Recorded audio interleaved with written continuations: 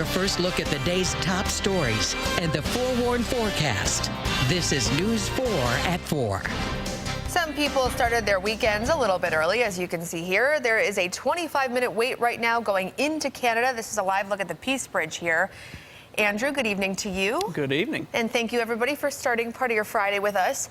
You're tracking a little rain right now, right? Yes, a little bit, mainly down in the southern tier. We had a few pop-up thunder showers and really some good soaking rain, too, down across parts of Chautauqua and Cattaraugus County right now. Here's a look at our Chautauqua Lake Cam. And we had some bright skies a little bit earlier this afternoon, but the rain has moved in, and it's really not moving anywhere. As you take a look at 4 on Doppler radar, the loop over the past hour, notice those showers right along and just south of the 86. Sort of just stationary. And so that's why those areas seeing a very good soaking, but it's very spotty soaking downpours. And in those spots, we're cooling off a little bit. You notice that Jamestown, Olean right now in the lower 70s.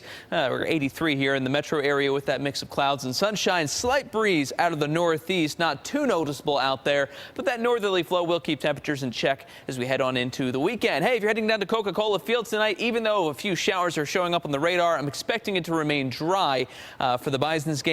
Just a mix of clouds and sunshine, fairly warm and humid. As for the rest of us, those showers south will be fizzling out for the next couple of hours, and it's shaping up to be a mainly dry night. Temperatures dip down in the low to mid 60s, maybe some upper 50s for you in the southern tier valleys.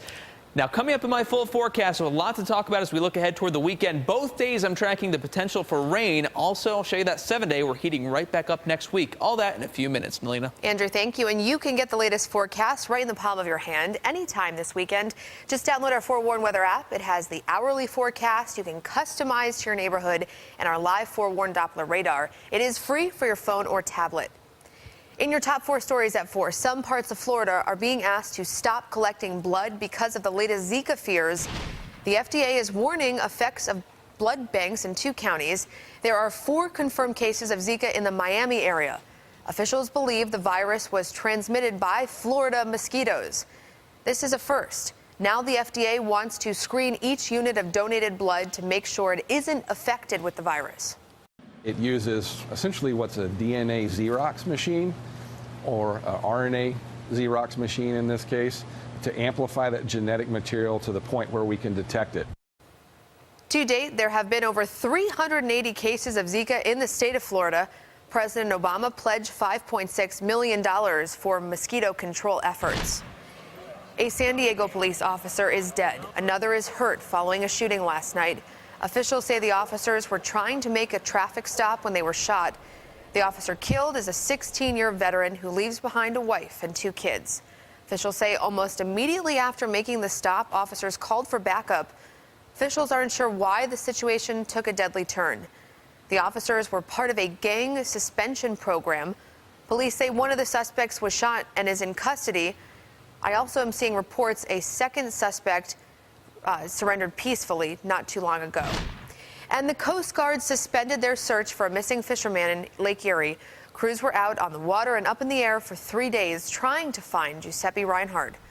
Reinhardt went fishing alone, leaving from Crystal Beach Tuesday morning. His empty boat washed up later that day in Hamburg. Search teams found a life jacket yesterday floating in Lake Erie, but they don't know if it was his. They will only start searching again if they get new information that might help.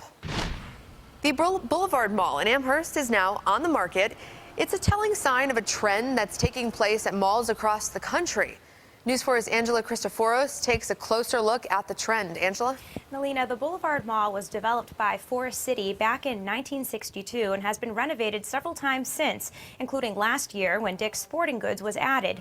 Now the mall is for sale. It's one of several malls across the country going through changes to stay relevant as they deal with increased competition. The Boulevard Mall, the McKinley Mall, the Eastern Hills Mall are essentially secondary regional malls. And about every 10 years, they go through a change and a turnover too. Buffalo State Economics Chair Fred Floss says because of online shopping and outlet malls, malls like the Boulevard are no longer as profitable as they once were. So the big question in the next 10 years for a mall like the Boulevard Mall is how are they going to compete with these new outlet malls that seem to be offering better prices all the time and are closer to the border. Over Over the past few months, Macy's closed its stores at the Eastern Hills Mall, and both Aeropostale and Finish Line closed at the McKinley Mall. Forest City, which owns the Boulevard Mall, didn't say increased competition is why they wanted to sell, but did admit that it does make it challenging. That market's changing because of the internet, so more and more people are buying things on the internet. Floss says to survive, secondary malls either reinvent themselves or become a third-tier mall that's more like a mixed-use development. Mall owners are hoping to do that with Eastern Hills. Floss also says because the value of the Canadian dollar is so low, it's more expensive for Canadians to come here, and local malls are seeing fewer shoppers.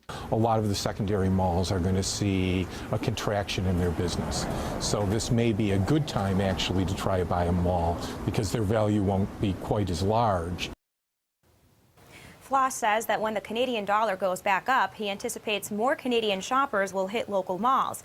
He also said that malls will probably die out sooner in other parts of the country and last longer here in Buffalo because of Canadian business. Live in the newsroom, Angela Christoforos, News 4 at 4.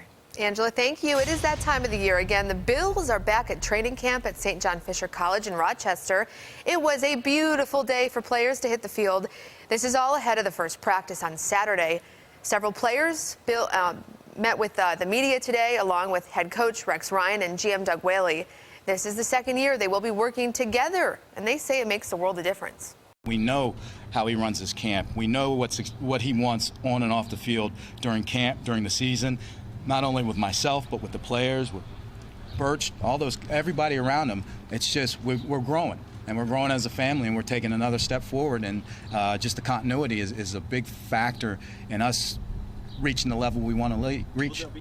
Coming up on News 4 at 5, we'll hear more from Sports Director Josh Reed on Bills cornerback Stephon Gilmore and his contract situation.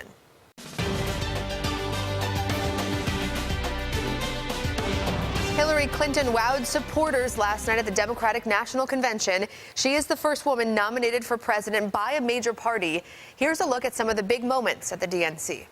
And I move that Hillary Clinton be selected as the nominee of the Democratic Party for President of the United States.